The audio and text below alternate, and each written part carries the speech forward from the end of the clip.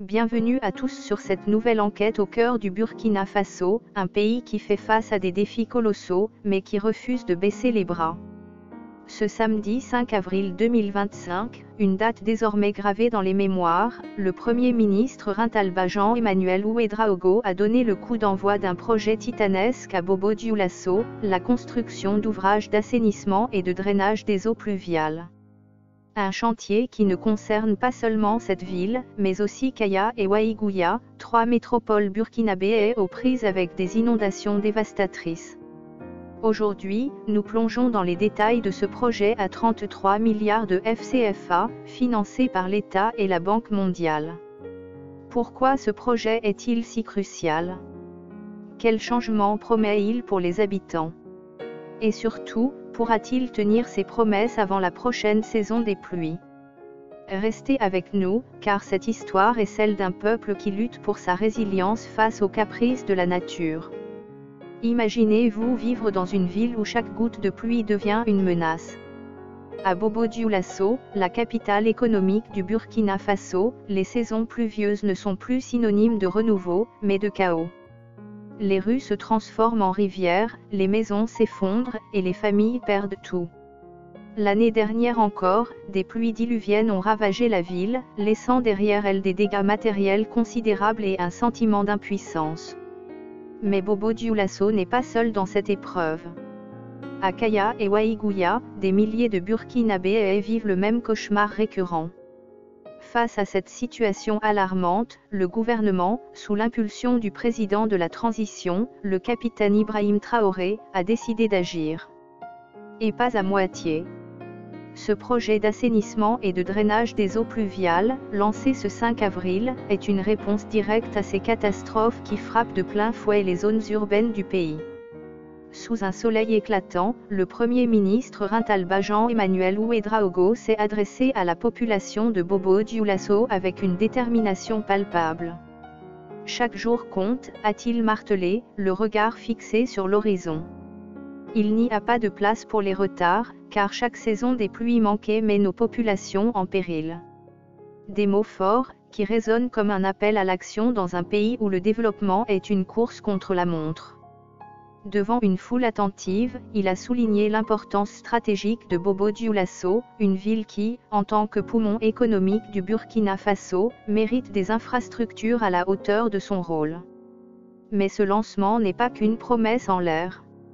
C'est le début d'un chantier colossal qui s'étend sur 3 villes, avec un objectif clair, protéger les habitants des inondations et bâtir un avenir plus sûr. Alors, à quoi ressemble ce projet sur le terrain? À Bobo-Dioulasso, les travaux prévoient la construction de plus de 15 km de collecteurs et de caniveaux en béton armé, des infrastructures robustes conçues pour canaliser les eaux de pluie loin des zones habitées. Mais ce n'est pas tout. Des collecteurs en maçonnerie viendront compléter ce réseau, tandis que des rues adjacentes seront aménagées pour améliorer la mobilité urbaine. Un bassin de rétention sera également mis en place pour stocker les eaux de ruissellement, évitant ainsi qu'elles ne submergent la ville. Et pour couronner le tout, plus de 14 km d'éclairage public solaire seront installés, transformant des quartiers entiers en espaces plus sûrs et accessibles, même la nuit. À Kaya et Waïgouya, le tableau est tout aussi impressionnant, 24 km de réseau d'assainissement et 10 km d'éclairage solaire sont au programme. Ces chiffres ne sont pas de simples statistiques, ils représentent des kilomètres de sécurité et d'espoir pour des dizaines de milliers de personnes. Pour mieux comprendre l'urgence de ce projet, nous avons écouté le ministre des Infrastructures et du Désenclavement, Adama Luxorgo. Nous avons connu, lors de la dernière saison pluvieuse, des pluies diluviennes qui ont causé pas mal de dégâts dans la ville de Bobo-Dioulasso et ailleurs, nous a-t-il confié, le ton grave. Ces travaux sont une priorité absolue. Selon lui, ce chantier s'inscrit dans une vision plus large portée par le président Ibrahim Traoré, améliorer l'assainissement urbain dans les villes secondaires, souvent les plus vulnérables face aux aléas climatiques. Le ministre n'a pas mâché ses mots en s'adressant à l'entreprise en charge des travaux, Globex Construction, 12 mois, c'est le délai. Pas un jour de plus. Nous devons être prêts avant la prochaine saison des pluies. Un défi de taille, quand on sait que les intempéries ne pardonnent aucun retard. Mais un projet de cette envergure a un coût, et il est loin d'être anodin. 33 milliards de FCFA, soit environ 55,7 millions de dollars, ont été mobilisés pour transformer ces 3 villes. Ce financement, porté à la fois par l'État burkinabé et la Banque mondiale, illustre une collaboration étroite entre le gouvernement et ses partenaires internationaux. Lors de la cérémonie, le représentant résident de la Banque mondiale au Burkina Faso, Amou Abdelwedou Kamil, a pris la parole pour réaffirmer l'engagement de son institution. Ces infrastructures ne sont pas seulement des canaux et des routes, a-t-il expliqué. Elles vont réduire les risques d'inondation, améliorer la mobilité urbaine et faciliter l'accès aux services essentiels comme la santé et l'éducation. Un discours qui met en lumière une ambition plus large, faire de ce projet un levier pour le développement durable. Pour bien saisir l'importance de ce chantier, il faut remonter à la racine du problème. Le Burkina Faso, comme beaucoup de pays sahéliens, est en première ligne face au changement climatique.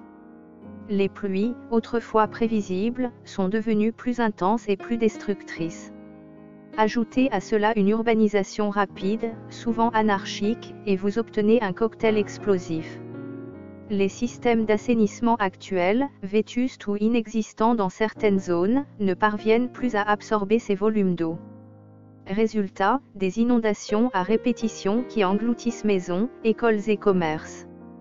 Ce projet s'inscrit d'ailleurs dans les schémas directeurs de drainage élaborés en 2020 pour 12 villes burkinabéennes, une feuille de route conçue pour anticiper ces crises.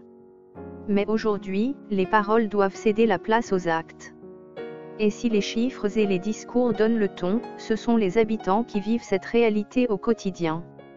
À Bobo-Dioulasso, nous avons rencontré Aïssata, une mère de famille de 38 ans. L'année dernière, l'eau est entrée dans ma maison en pleine nuit, nous raconte TL, les yeux encore marqués par le souvenir. On a tout perdu, les meubles, les vêtements, les provisions. Mes enfants ont eu peur pendant des semaines. Comme elle, des milliers de personnes espèrent que ces travaux changeront la donne. À Waïgouya, Issouf, un commerçant local, ajoute, quand il pleut, je ne peux plus vendre. Mes clients ne viennent pas, et mes marchandises sont abîmées. Si ces canaux fonctionnent, ce sera une nouvelle vie pour nous. Ces voix, souvent éclipsées par les grandes annonces, rappellent l'enjeu humain derrière chaque kilomètre de collecteur.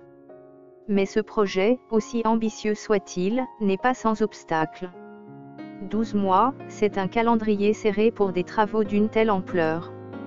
L'entreprise Globex Construction devra jongler avec des contraintes logistiques, des imprévus climatiques et les attentes pressantes des populations. Le ministre Sorgo a d'ailleurs insisté sur un point clé, limiter les désagréments pour les riverains pendant le chantier. Pas question que les travaux, censés résoudre un problème, en créent d'autres. Et puis, il y a la question de la maintenance. Une fois ces infrastructures en place, qui veillera à leur entretien. Sans une gestion rigoureuse, ces canaux risquent de s'obstruer, rendant les efforts vains. Pourtant, les perspectives sont prometteuses. Si tout se passe comme prévu, Bobo-Dioulasso, Kaya et Waïgouya pourraient devenir des modèles de résilience urbaine au Burkina Faso. Alors que les pelleteuses entrent en action et que les premiers coups de pioche résonnent, une chose est sûre, ce projet marque un tournant. Pour le Premier ministre, c'est une preuve de la volonté du gouvernement d'accélérer le développement. Pour les habitants, c'est une lueur d'espoir après des années de lutte contre les eaux. Dans un monde où le climat dicte de plus en plus nos vies, le Burkina Faso fait le pari de l'adaptation. Reste à savoir si ce chantier tiendra ses promesses avant que les nuages ne reviennent. Merci d'avoir suivi cette enquête. Si elle vous a captivé, n'oubliez pas de liker, de vous abonner et de partager. Ensemble, continuons à explorer les histoires qui façonnent notre avenir.